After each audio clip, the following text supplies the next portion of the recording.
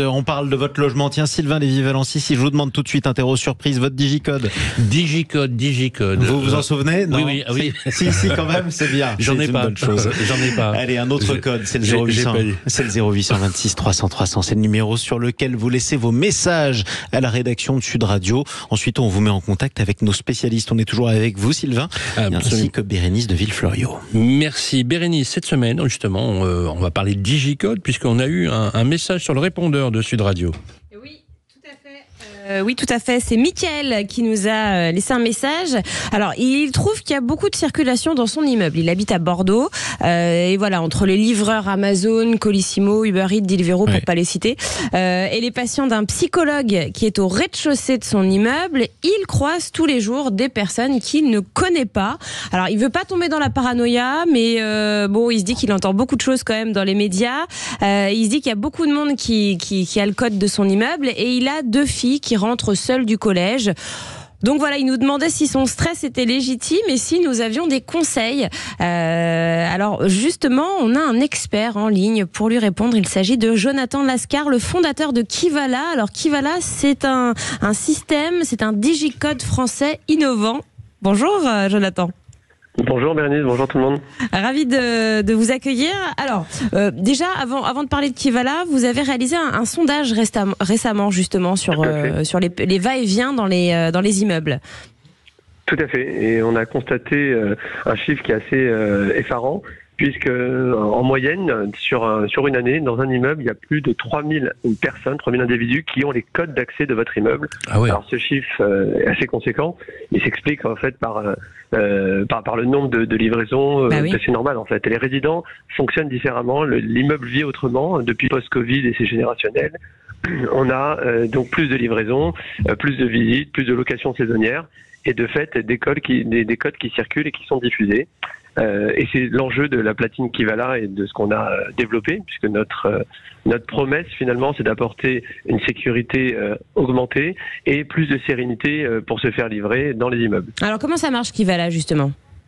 Alors Kivala, c'est très simple. Vous avez une platine digicode qui va venir en lieu et place du digicode habituel. Oui. Simplement, la particularité, c'est que chaque résident va pouvoir générer des codes à usage unique. Alors qu'est-ce que ça veut dire ? Ça veut dire que chaque résident dans un immeuble a l'application Kivala, et avec cette application peut générer de manière très simple un code avec une durée limitée.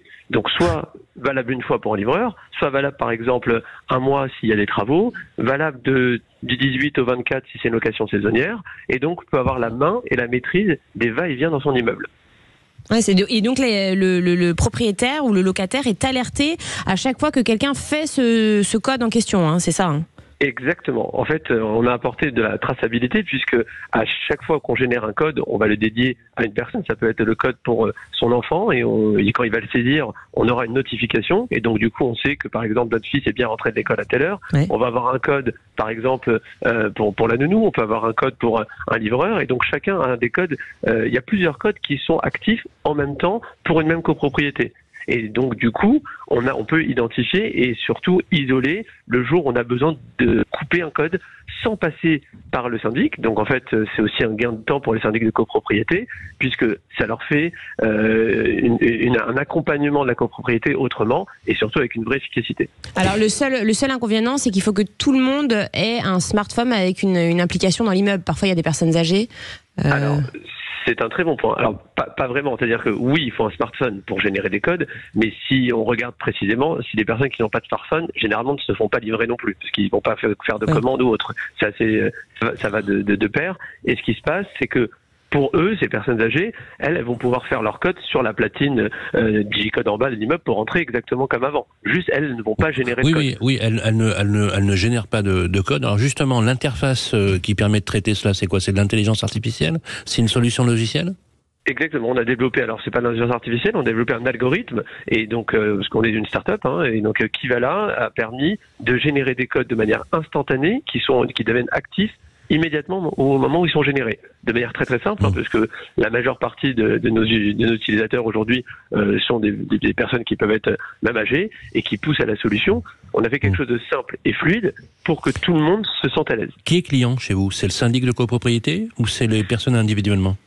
Alors, c'est le syndic de copropriété qui va orchestrer, qui va organiser ça pour la copropriété, mais au final, c'est quand même le résident, c'est le particulier qui demande à installer ça, puisque ça va venir après dans ses charges de copropriété. Donc pour ceux qui sont intéressés, il faut qu'ils fassent appel à leur syndic, qui parle de la proposition, de solution, voilà, ils disent et ils votent, j'imagine, et on installe ou pas. Exactement. Alors, ça peut passer en vote ou pas en vote, ça dépend si il suffit d'un remplacement quand c'est défectueux, ou en vote évidemment, mais on travaille aussi avec des monopropriétaires ou des parcs immobiliers qui n'ont qu'un seul immeuble, et ça aide les locataires. Parce que pour les locataires, ils ont du coup un immeuble qui est plus sécurisé, et donc c'est aussi un avantage pour les locataires. Et alors, dernière question, j'imagine que vous avez beaucoup de demandes en ce moment.